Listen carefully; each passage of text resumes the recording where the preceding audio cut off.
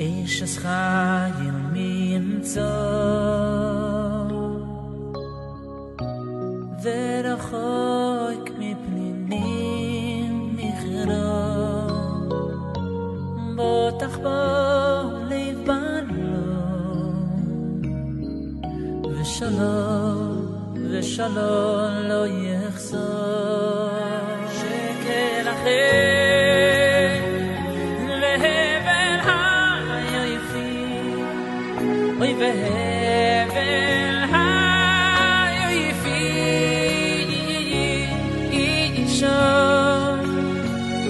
Isha Yiras Hashem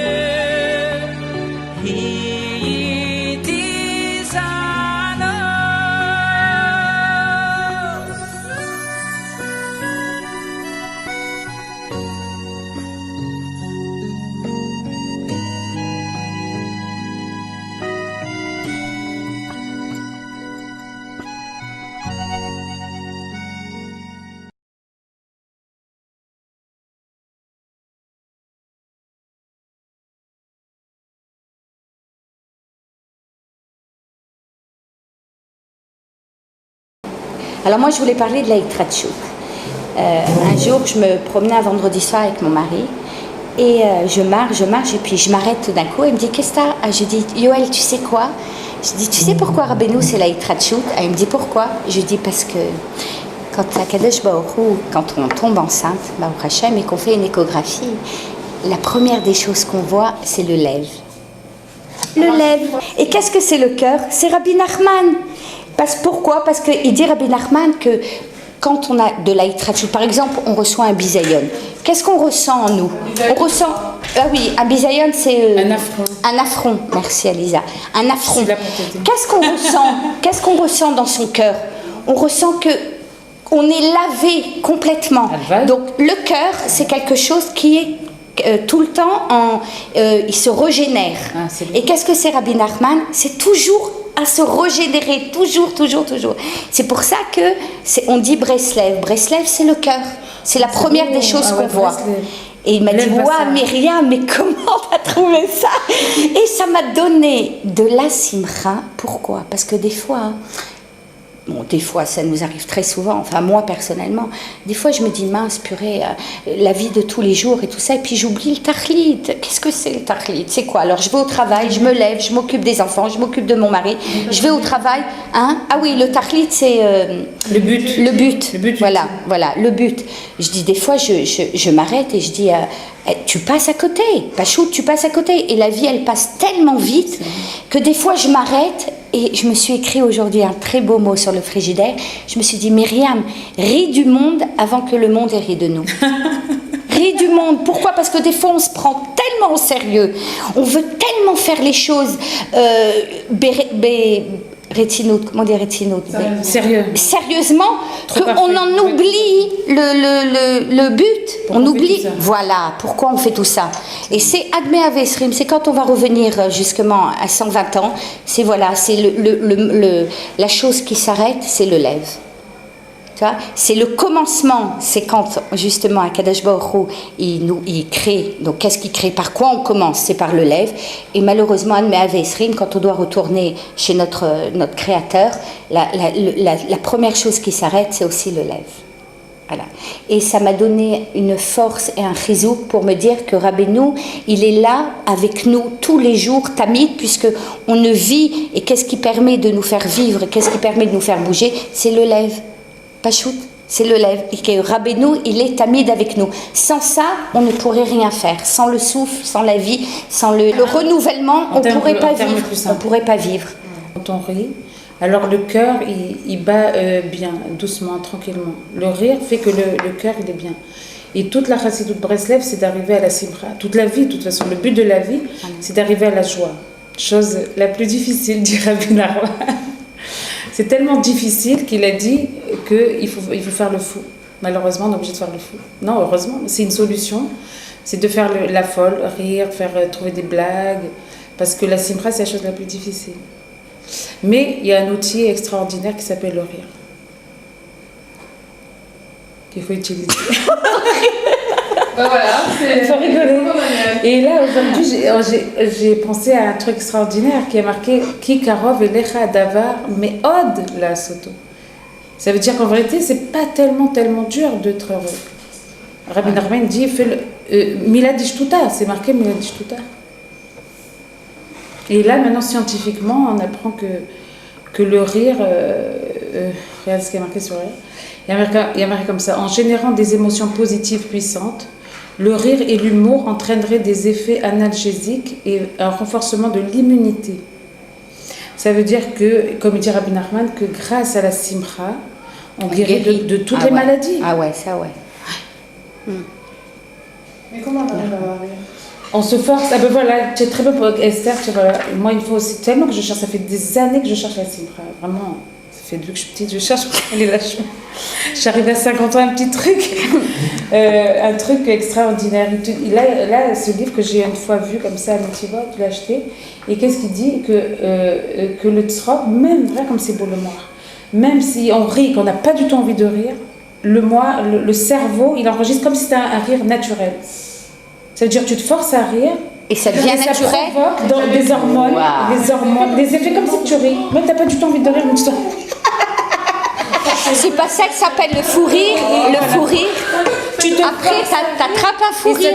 Et après, tu ris de toi. Tu fais la folle. Tu dis, moi, je suis folle, vous avez rien. Allez, on fait la folle. Oui, parce que c'est exactement ce qu'il dit. Il dit, voilà, quand tu fais semblant, finalement, tu deviens... Tu deviens bévada. À force de faire semblant, ça devient naturel. Ce qu'on dit, c'est un principe de la Torah qui dit Atno achid sonit moreret et apnimit. Ça veut dire le mouvement extérieur que tu provoques, ça réveille l'intérieur, parce qu'en nous, on est rempli de simcha, puisque la neshama, c'est complètement simcha.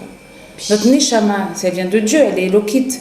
Et c'est quoi Hachem? Hachem, c'est que la joie. Il y a marqué Bohu lefana bernana. Venez devant lui et être dans la joie. Dieu, c'est que de la joie. Dieu, c'est la plus grande des choses, c'est la joie. Dieu, c'est joyeux. Dieu n'a pas créé un. Donc, en nous, on est infiniment sa mère. Infiniment sa mère. Hein, qu'on ne sait pas. On a des trésors en nous qu'on ne sait pas. Comme le rêve, là, tu connais le rêve, là, il y avait quelqu'un qui avait rêvé d'un grand trésor. On lui a dit que le trésor il est chez nous. Là-bas. Et après, il était sous le pont. Là-bas. Et qu'est-ce qu'on lui a dit? Ouais, sous le pont. On lui a dit, il est dans ta maison. En vérité, il est dans notre cœur. Tout le trésor, il est en nous.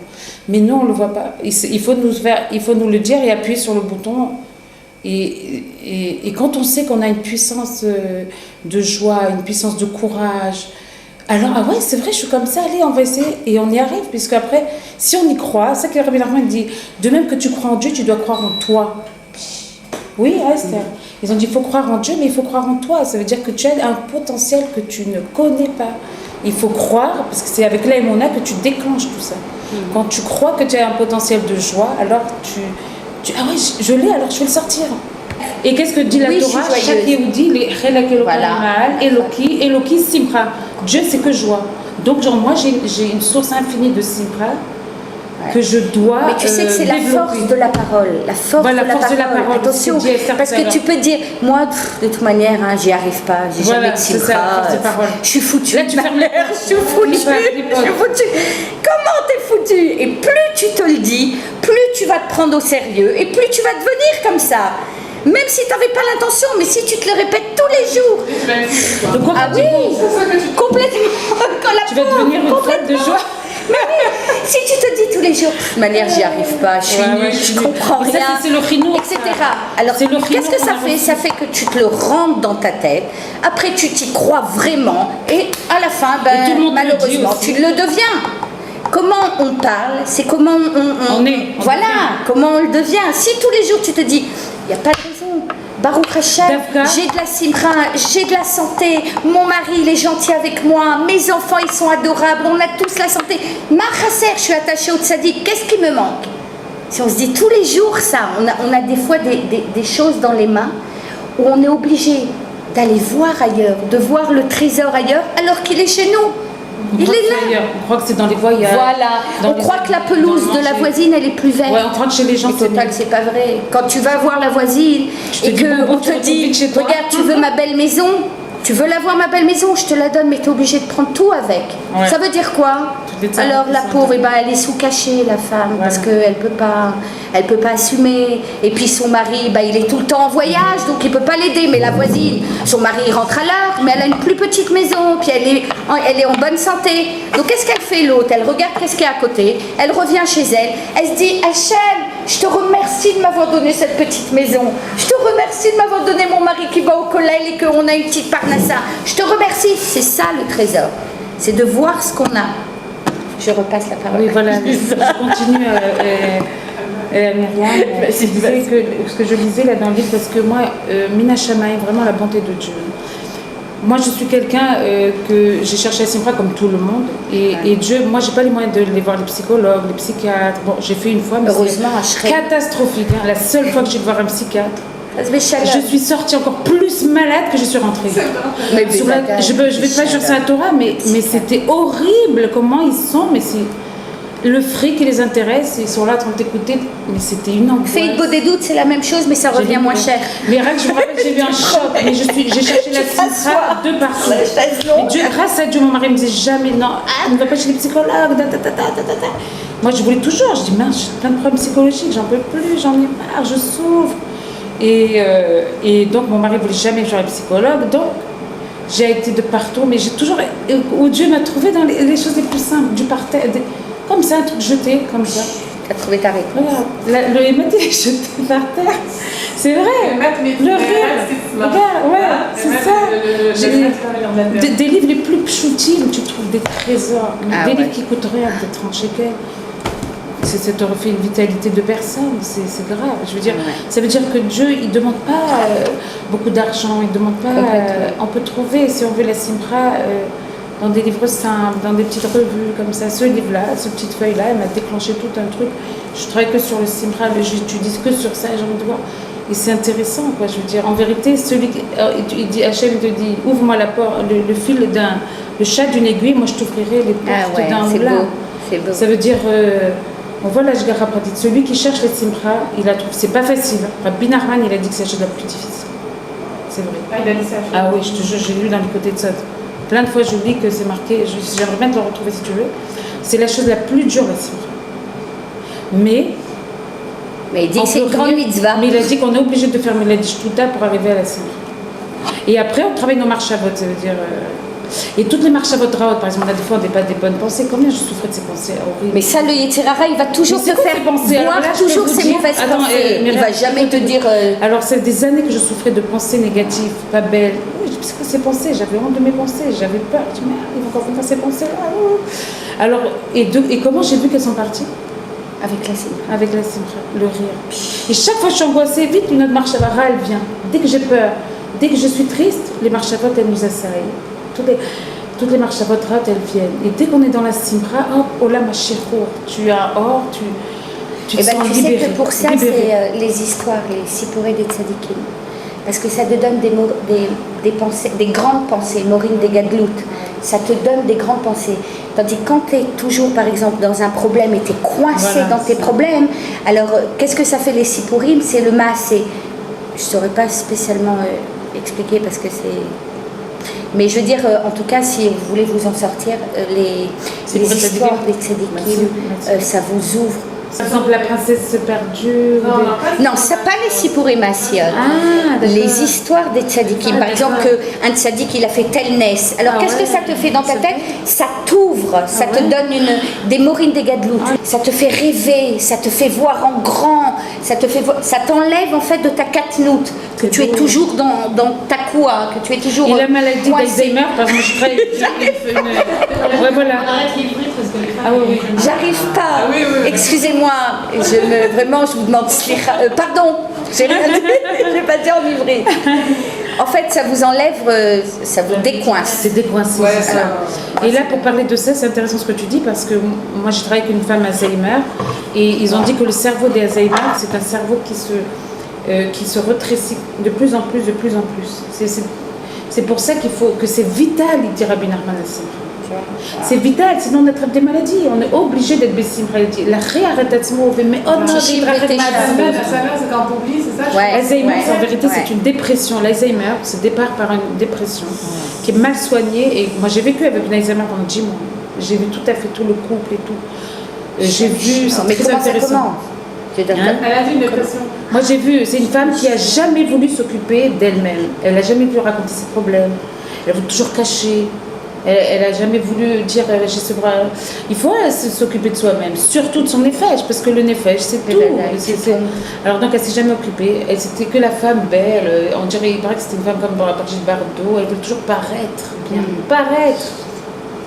Mais ça dépend de l'être. Ça dépend de l'être. Et maintenant cette personne de 72 ans. Jeune, mais vieille, d'une vieillesse terrible. Ça veut dire, et le cerveau de Alzheimer, c'est des gens qui leur cerveau est comme tu dis, coincé, fermé. Pourquoi? C'est dû à la dépression. Et Rabbi Nachman dit que toutes les maladies manquent de simcha. Et quand on te force à être bessimcha, il y a une hormone, une dame m'avait raconté, une hormone ici, qui dégage un fluide, un genre de quelque chose là, dans le sang, et ça détend, tu es détendu, et tu n'es pas... Il y a quelque chose. Et c'est magnifique. Et encore Rabbi Nachman, il a dit ça il y a 200 ans, alors que maintenant, actuellement... On dit bien, la médecine est déjà. C'est pas beau? Quand on a peur, on est angoissé, on est triste, on a de la jalousie, on a des soucis, on est en colère, il faut se forcer à rire. C'est ce que Rabbi Nachman dit, parce qu'il dit la simra c'est tellement dur, il a dit comme ça dans l'écoute de ça, c'est tellement dur à atteindre qu'il faut faire le shoté, carrément, de faire le shoté et se forcer à rire. Et maintenant, scientifiquement, il t'explique que quand tu ris, quand tu ris, voilà ce qui t'est arrivé à toi, quand tu ris, il y a une hormone, il y a des hormones qui dégagent, qui sécrètent un produit dans le sang et qui te détend. Tu vois? Et qui te détend, qui t'enlève toutes ces angoisses, ces peurs et ça te fait les colères. Le concret. Et ça, c'est prouvé scientifiquement. Mais tu sais, c'est une tava là. C'est une tava, c'est vrai. L'instinct du mal, c'est vrai. Moi, la vérité, j'ai touché à la tzvout, c'était le guéhinam sur terre. J'ai touché, j'ai dit mince, alors je retourne plus là-bas, c'est fini. Ça y est, j'ai touché, stop, j'étais au maximum. Comment t'as fait pour te relever? C'était la mort complète. Comment t'as fait pour te relever? Je vais à fond. Alors quand je fais la tzvout, c'est la tzvout à fond. Maintenant que j'ai touché le feu, vraiment le guéhinam, c'est la tzvout. Il ne faut pas trop toucher la lourdeur. Quand Rabbi Nachman dit des trachek, mais à tzvout. Parce que c'est horrible, ça nous prend. Alors après je dis moi ça y est, je veux plus être tzvout, c'est fini. Donc c'était tombé en dépression. C'est une dépression, mais moi je veux ni médicaments, j'ai horreur de ça. Je veux pas les médicaments. Les psychologues, mon mari, ne voulait pas. Après, Akadosh Baruch Hu, il m'a mis dans ma tête. Bémet, je vous jure que quand tu veux, Hachem t'aide. Sur la tzvout, c'est la colère envers Dieu, hein. C'est pas envers les hommes. Et les hommes et Hachem, hein. C'est Hachem est rendu dedans aussi. Hein. Mais je cherchais la simra, voilà cette simra. Mais tout le monde cherche la simra. Tout le monde cherche la simra. Alors voilà, pour revenir à notre truc, ce que dit la chassidoute là, c'est que la tzvout, ça ferme toutes les portes. Ni en al-shlom bayit, ni en shlom avec les enfants, ni avec ses beaux-parents, ni avec personne. La tzvout, c'est sa gourde, tu es jeté perdu. Jeté dans un coin, guéhinam en train de brûler toute seule et avoir honte aussi. Des très grandes bouchottes. D'être atsouf, c'est une chose dont on se sent très mal dans la société. Très mal dans la société. Moi, je me sentais très mal aussi. J'avais honte de moi, mais terrible, devant mes enfants, comment j'ai eu peur, comment c'est horrible. Et des fois, c'est bien d'être tombé très bas parce qu'après, tu ne veux plus toucher le fond. Après, tu as touché le fond et c'est quand tu touches le fond que tu remontes. Après, ça y est, j'ai touché, ça y est, j'ai touché le feu. Ça y est, maintenant, je sais qu'est-ce que c'est. J'ai bien touché. Maintenant, ça y est, je ne retourne plus là-bas. Et toujours, on essaye de alors, moi, c'est simra maintenant que. Comme a dit Esther, c'est facile d'être atzouf. Tu te laisses aller, tu fais rien. Tu te dégrades. C'est facile, c'est atzlout, avance, on l'appareil, c'est tout. Et donc la recherche vers la simra. Alors dès que tu cherches, allez, Hachem, j'ai dit Hachem, montre-moi la vérité parce que moi je vois tout noir. Montre-moi où est la vérité, où est la joie, parce que je vois tout noir, Bémet, je vois tout noir. Et donc après, quand je te guide, une idée par tu commences avec un cours, là, après ça, là. Et jusqu'à que, si Hachem il t'ouvre toutes les portes. Tu ressens une énergie. Oui, Hachem il t'ouvre avec Rabbi Nachman qui t'explique aussi beaucoup de choses sur tout ça. Alors donc, je reviens encore à dire que la tzvout, ça ferme toutes les portes.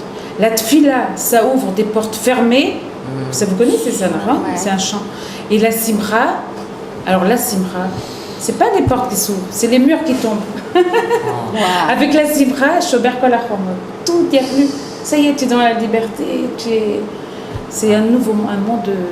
D'ailleurs, on dit qu'il ne peut pas y avoir de. Ça, c'est la lachote. Qu'il ne peut pas y avoir de névoie s'il n'y a pas de simra. Voilà, tu deviens. La simra, tu touches à l'être divin qui est en toi. Parce que la névoie, c'est Dieu.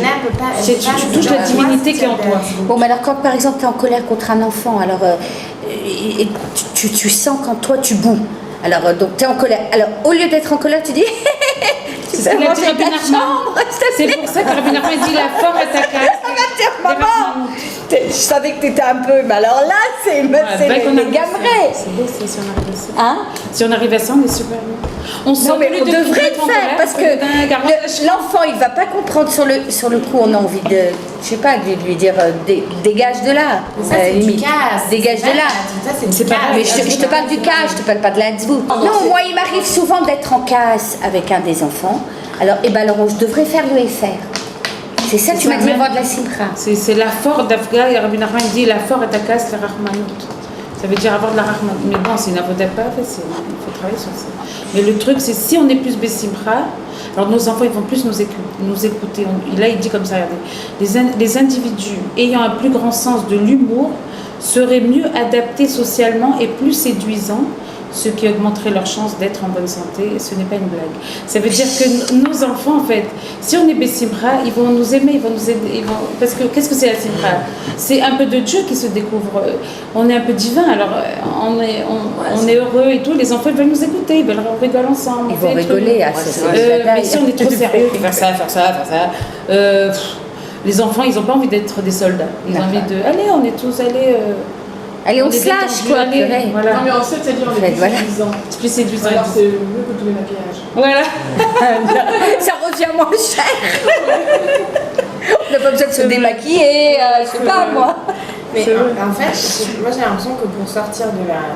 Ça va me terminer. Pour sortir de la attitude, il faut se prendre de force. J'ai une amie qui était...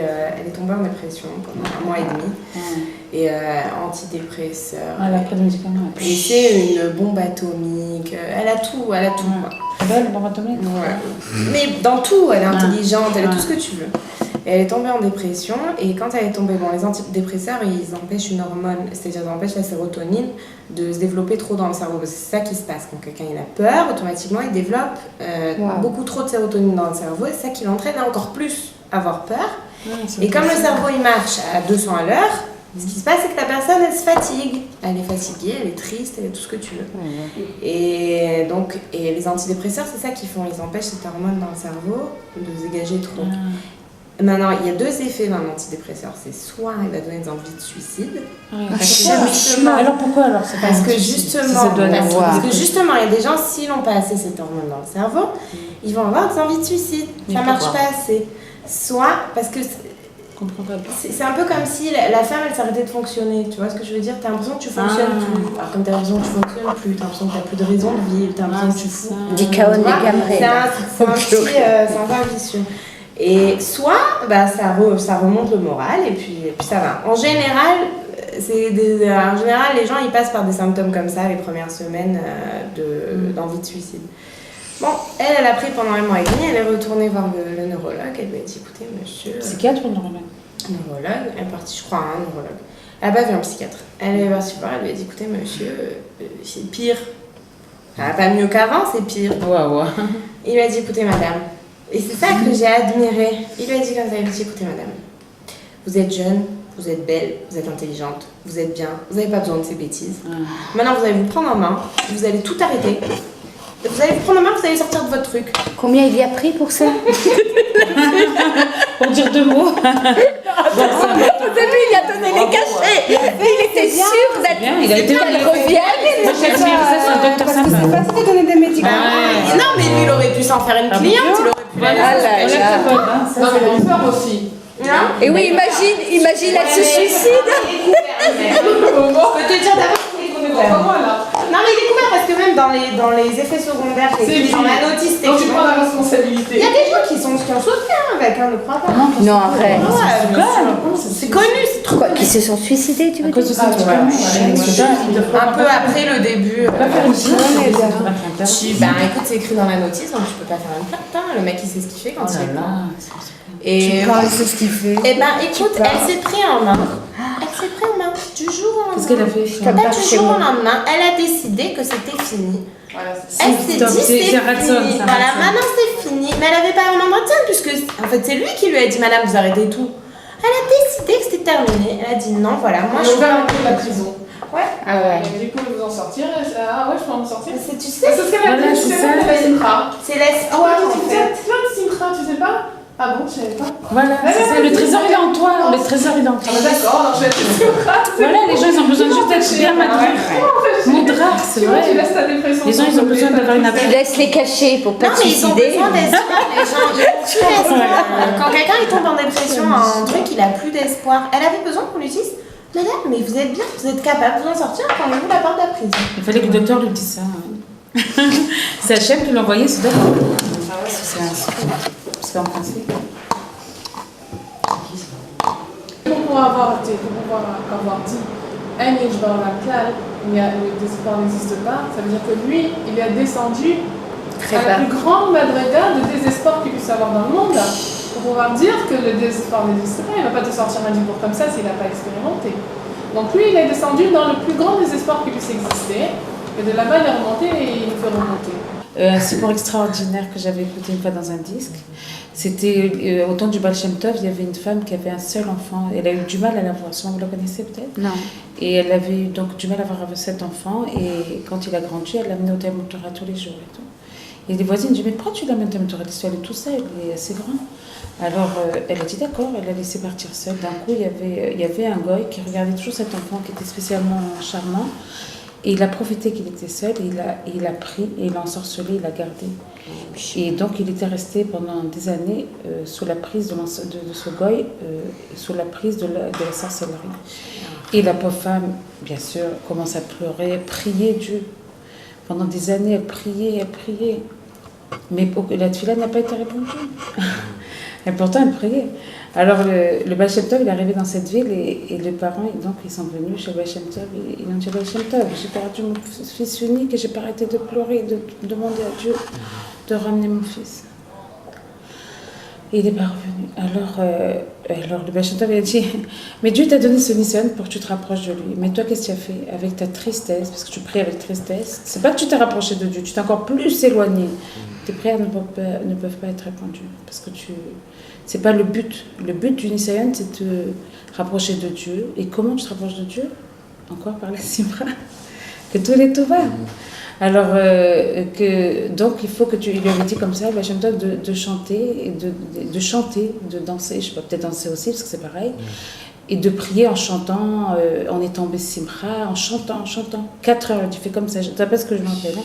Pendant 4 heures, chante et loue Hachem, et elle a fait ça, elle a fait 4 heures d'affilée en train de chanter, et sûrement danser, et son fils, il a été sorti de la sorcellerie.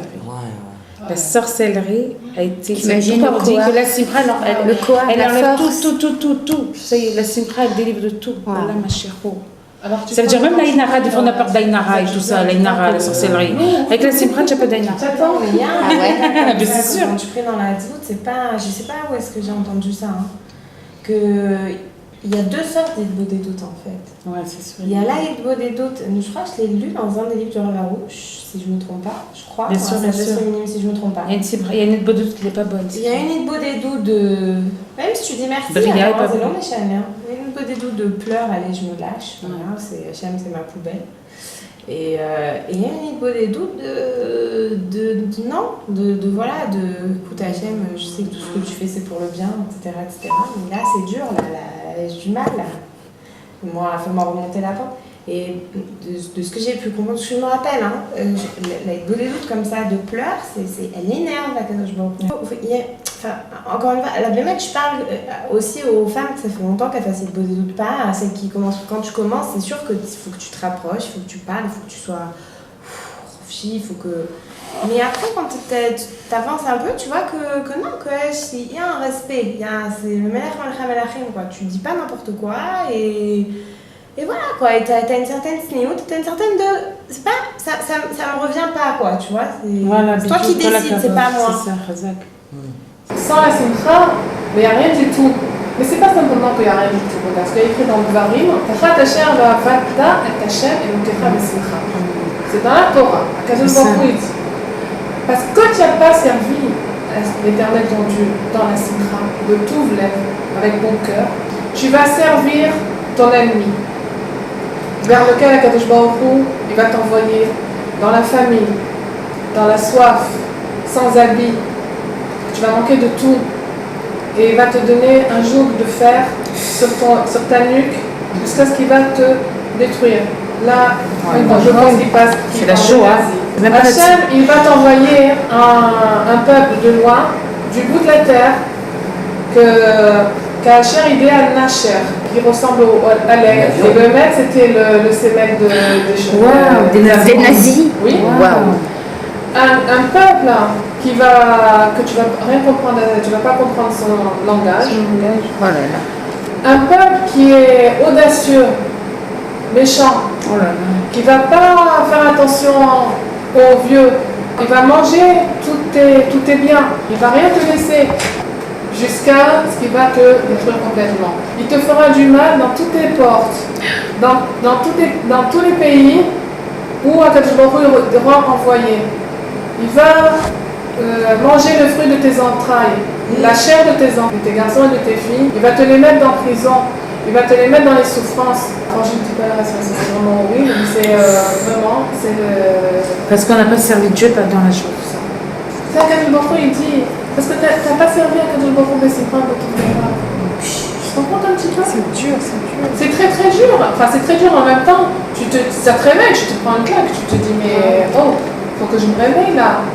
On est en train de pleurer sur les tsarot, à Tisha B'Av, et pendant 3 semaines, on rappelle la Tamidah, ça. Et puis, tu te dis, oh, on comprend pas pourquoi il y a eu tout ça, pourquoi tous les programmes, pourquoi la Shoah, pourquoi tout ça. Et puis c'est écrit noir sur blanc dans la Torah, dans le Varim, parce que tu n'as pas servi à Kadosh Baruch Hu, le Kira Besimcha. Qu'est-ce qui te manque? T'as un toit sur la tête, t'as de quoi manger, t'as des amis, t'as la parnassa, t'as des enfants, t'as tout ce que d'autres personnes auraient voulu avoir et n'ont pas. Qu'est-ce qui te manque? Pourquoi tu fais la tête? Pourquoi tu es dessous? Pourquoi tu fais du chaos? Pourquoi tu ne reconnais pas? Et tout ça, tu crois que ça va t'apporter d'être à vous, de chercher des symboles pour avoir de la tristesse encore? Ah, parce que, non, mon mari ne m'a pas regardé comme il fallait, on est sortis, machin, tout ça. Non, parce qu'il ne m'a pas offert quand on s'est mariés, il ne m'a pas offert un bijou comme ma copine, elle a reçu il y a 25 ans, il y a 30 ans. J'ai encore de ressasser. Ce qu'il y a eu il y a 10 ans, ce qu'il y a eu il y a 20 ans, ce qu'il y a eu il y a 15 ans, ce qu'il y a eu la semaine dernière. Tu es toujours en train de remuer, remonter ce qu'il y a de tordu, en te justifiant que tu as de quoi avoir de la hazout. Alors que si tu veux ouvrir les yeux et te dire, mais mince, je suis vraiment dans l'erreur. Je suis dans l'erreur. Si je suis dans la hazout, je suis en train de faire la plus grande avéra de la Torah. Puisque, regarde cette Sarah, le Haléno, c'est les plus grandes Sarah qui puissent exister au monde. Elles sont venues sur l'âme Israël à cause de la Hazout. À cause, même pas de la Hazout, comme un pas simple quand tu beaucoup Bessimcha. Compte, une fois mon mari m'a dit et ces jours-là, de ces 3 semaines-là, que quand tu vois que la Ramban de Tamidage, c'est parce qu'il y a eu le programme de Tamidage, qu'il y a eu la Galoute, et qu'on subit tout ce qu'on subit aujourd'hui, et qu'on a subi tout au long des générations. Tu vois que le Shoresh, c'est ça. Alors, le tikkun de 3 semaines et de 9 jours avec Tisha B'Av, c'est d'Afka de travailler. Quand tu m'as dit que tu allais parler de la Simcha, je me suis dit, c'est 3 semaines. C'est ça, j'ai dit moi aussi, c'est 3 semaines. D'accord, c'est 3 semaines. Et si Bachmaïm, ça m'a dit qu'il a parlé de la Simcha, il y a un raton là-dedans. Tu vois que le tikkun, c'est ça. Il n'y a pas écrit que c'est assourd d'être content, ça m'a appris non. Simcha. La voix de Hachem Besimcha. Mais Maatim Besimcha. Ouais. Ok. On va dire on arrête les vaccins de Simcha. Mais Maatim qu'il on en a. Donc on en baisse un petit peu. Ça veut dire qu'on en a. Ça veut dire qu'il faut en avoir tout le temps. Et nous, notre avoda de notre génération, de maintenant plus encore, c'est d'Afka de ces 3 semaines. Faire un avoda de simcha, parce que c'est un message de nefesh, pas possible d'avoir de la simcha. Et bien là, c'est maintenant, on est en train de se mettre des Sarat Hachem, Amen. Amen.